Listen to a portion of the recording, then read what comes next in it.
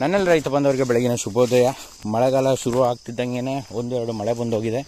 So ಈ ಟೈಮಲ್ಲಿ ಈ ಥರ ಕಳೆಗಳು ಬೆಳ್ಕೊಂಡಿದೆ. ಸೊ ನಾವು ಲಾಸ್ಟ್ ಟೈಮಲ್ಲಿ ಹಾಕ್ದಂತಹ ಅಳಸಂದೆ ಮತ್ತು ಅವರೆ ಎಲ್ಲವೂ ಸಹ ಮತ್ತೆ ಹುಟ್ಟಿದೆ ನೋಡಿ. ಇಲ್ಲೆಲ್ಲ ಇದೆ ಅಳಸಂದೆ. ಸೊ ಅವರೆ ನೋಡಿ, ಅವರೆ ಬಳ್ಳಿ ಯಾವೂ ಸಹ ಈ ನಾಡಿ ಬಿಸಿಲೊಡಿದ್ರೂ ಸಹ ಸತ್ತಿದ್ದಾವೆ ಅಂತಂದರೆ ನಾವು ಬಿಟ್ಟಂಥ ಗೊಬ್ಬರಕ್ಕೋಸ್ಕರನೇ ಬಿಟ್ಟಿದ್ದಲ್ವ, ಹಾಗಾಗಿ ಕಾಯಿಗಳನ್ನು ಸಹ ನಾವು ಕೀಳಕ್ಕೆ ಹೋಗಲಿಲ್ಲ. ಆ ಕೀಳ್ದಿರೋಂಥ ಕಾಯಿ ಏನಾಯಿತು ಅಂದರೆ ಬಲ್ತು, ಬೀಜಗಳು ಬಿಸಿಲಿಗೆ ಸಿಡಿದು ಅಲ್ಲೇ ಬಿದ್ದಿದ್ದವು. ಈಗ ಮತ್ತೆ ಹುಟ್ಟಕ್ಕೆ ಶುರುವಾಗಿದೆ. ಸೊ ಅಲ್ಲಿಗೆ ನಾನು ನಿಮಗೆ ಲಾಸ್ಟ್ ಟೈಮ್ ಆಲ್ರೆಡಿ ಹೇಳಿದ್ದೆ, ನಾವು ಒಂದು ಸರಿ ಇದು ಹಸಿರು ಗೊಬ್ಬರಕ್ಕೋಸ್ಕರ ನಾವು ಒಂದು ಸರಿ ಉಳುಮೆ ಮಾಡಿದ್ವಿ ಅಂತಂದರೆ ಅದು ನಿಮಗೆ 2 ರಿಂದ 3 ಸರಿ ಅದು ಫಲನ ತಂದು ಕೊಡುತ್ತೆ ಅನ್ನೋದಕ್ಕೋಸ್ಕರ ಅದೇ ರೀತಿಯಲ್ಲಿ ಇವತ್ತು ಸಹ ಕೆಲಸ ಆಗಿದೆ. ಸೊ ನಾವು ನಮ್ಮ ಚಾನಲಲ್ಲಿ ಯಾವುದೇ ರೀತಿಯ ಸುಳ್ಳು ಹೇಳಿಕೆಗಳಾಗಲಿ ನಾವು ಪ್ರಯತ್ನ ಪಡದೆ ನಿಮಗೆ ನಾವು ಒಂದು ಹೊಸ ಸಜೆಷನ್ ಆಗಲಿ ಯಾವ ಕಾರಣಕ್ಕೂ ಹೇಳಲ್ಲ. ಯಾಕೆಂತಂದರೆ ನಾವು ಮೂಲತಃ ರೈತರ ವಂಶಸ್ಥರು. ಸೊ ಹಾಗಿರುವಾಗ ನಾವು ಹೊಟ್ಟೆಗೆ ಅನ್ನ ತಿಂತಿದ್ದೀವಿ ಅಂದಮೇಲೆ ನಮ್ಮ ಜೊತೆಗಿರೋರಿಗೂ ಅದನ್ನೇ ತಿನ್ನಿಸ್ಬೇಕಾಗತ್ತೆ. ಸೊ ಅದಕ್ಕೋಸ್ಕರ ಯಾವುದೇ ರೀತಿಯ ಸುಳ್ಳು ಬೋಗಸ್ಗಳಾಗಲಿ ಯಾವುದನ್ನು ನಾವು ಹಾಕೋದಿಲ್ಲ. ಹಾಗೆಯೇ ಯಾವುದೇ ಬೆಳೆ ಬೆಳೆದ್ರೂ ಕೋಟಿ ಬೆಳಿಬೋದು, ಲಕ್ಷ ಬೆಳಿಬೋದು ಅನ್ನೋಂತಹ ಸುಳ್ಳು ಹೇಳಿಕೆಗಳನ್ನು ಕೊಡೋದಿಲ್ಲ. ಹಾಗೇನಾದ್ರು ಯಾರಾದರೂ ಹೇಳಿದ್ರು ಅಂದರೆ ಅವ್ರಿಗೆ ಚಾಲೆಂಜ್ ಮಾಡಿ ನಾವು ಸಹ ಬೆಳೆದು ನೋಡ್ತೀವಿ.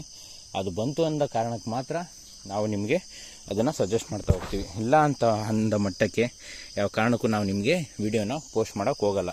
ಅಂತಂದರೆ ವೀಡಿಯೋನ ಅದು ಸಕ್ಸಸ್ ಆಯಿತಾ ಫೇಲ್ಯೂರ್ ಆಯಿತಾ ಅನ್ನೋಂಥ ವೀಡಿಯೋಗಳನ್ನು ಸಹ ನಿಮ್ಮ ಜೊತೆ ಶೇರ್ ಮಾಡ್ಕೊತೀವಿ. ಬಿಟ್ಟರೆ ನೀವು ಮಾಡಿ ನೋಡಿ ಅನ್ನೋದಕ್ಕೋಸ್ಕರ ನಾವು ಸಜೆಷನ್ ಯಾವ ಕಾರಣಕ್ಕೂ ಮಾಡಲ್ಲ. ಸೊ ಆ ರೀತಿಯಲ್ಲಿ ನಾವು ಬೆಳೆದಂಥ ಬೆಳೆಗಳು ಈಗ ಆಲ್ರೆಡಿ ಹಸಿರೆಲೆ ಗೊಬ್ಬರ ಅಂತ ಹಾಕಿದಂತಹ ಅಳಸಂದೆ ಎಲ್ಲವೂ ಸಹ ಹೂ ಬಿಡುವ ಸ್ಟೇಜ್ ಆಗಿದೆ. ಸೊ ಇನ್ನೇನು ಅದು ಇನ್ನೊಂದು ತಿಂಗಳು ಬಿಟ್ವಿ ಅಂದರೆ ಕಾಯಿ ಆಗೋ ಚಾನ್ಸಸ್ ಹೆಚ್ಚಾಗಿರುತ್ತೆ. ಸೊ ಅಲ್ಲಿ ಗಂಟ ಬಿಟ್ವಿ ಅಂತಂದರೆ ನಾವು ಮಳೆಗಾಲದಲ್ಲಿ ತೋಟನ ಶೀತ ಮಾಡಬೇಕಾಗತ್ತೆ. ಸೊ ಆದ ಕಾರಣ ನಿಮಗೆ ಲಾಸ್ಟ್ ವೀಡಿಯೋದಲ್ಲಿ ಹೇಳಿದ್ದೆ ಯಾವುದೇ ರೀತಿ ತೋಟನ ನೀಟ್ ಮಾಡ್ಕೋಬೇಕು ಅಂತೇಳಿ. ಸೊ ಅದೇ ರೀತಿಯಲ್ಲಿ ಇದು ನಮ್ಮ ತೋಟ. ಸೊ ಇದನ್ನು ಸಹ ನಾವು ನೀಟ್ ಮಾಡ್ಕೋಬೇಕಾಗತ್ತೆ. ಸೊ ಅದಕ್ಕೋಸ್ಕರ ನಾವೇನು ಮಾಡ್ತಿದ್ದೀವಿ ಅಂತಂದರೆ, ರೈತರು ಎಲ್ಲೋ ಇರ್ತೀರ, ಯಾವುದೋ ಕೆಲಸದಲ್ಲಿ ಬ್ಯುಸಿಯಾಗಿರ್ತೀರ, ಮೂಲ ರೈತ ಕಸುಬನ್ನೇ ಮಾಡ್ತಿರೋಂಥವ್ರಿಗೆ ಗೊತ್ತಿರುತ್ತೆ ನನ್ನ ತೋಟದಲ್ಲಿ ಏನೇನು ಹೋಗುಗಳು ಆಗಿದ್ದಾವೆ ಅಂತೇಳಿ.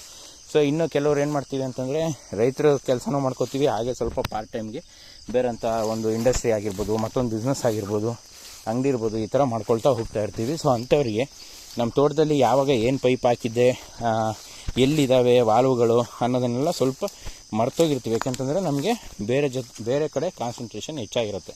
ಸೊ ಅಂಥ ಟೈಮಲ್ಲಿ ದಯವಿಟ್ಟು ಡೈರೆಕ್ಟಾಗಿ ಯಾರೋ ಟ್ರ್ಯಾಕ್ಟ್ರವ್ರಿಗೆ ಫೋನ್ ಮಾಡಿ ಹೋಗಿ ನಮ್ಮ ತೋಟನ ರೋಟ್ರಿ ಹೊಡೆದ್ಬಿಡಪ್ಪ ಅಂಥೇಳಿ ಯಾವ ಕಾರಣಕ್ಕೂ ಕಳಿಸ್ಬೇಡಿ. ಯಾಕೆಂತಂದರೆ ನೀವು ಹಾಕಿದಂಥ ಪೈಪ್ಗಳನ್ನೆಲ್ಲ ಆ ಟ್ರ್ಯಾಕ್ಟ್ರವರು ಯಾವ ಕಾರಣಕ್ಕೂ ಇಳಿದು ನೋಡುವ ಸ್ಥಿತಿಯೇ ಇಲ್ಲ. ಯಾಕೆಂದರೆ ನಾನು ಅನುಭವಿಸಿದ್ದೀನಿ.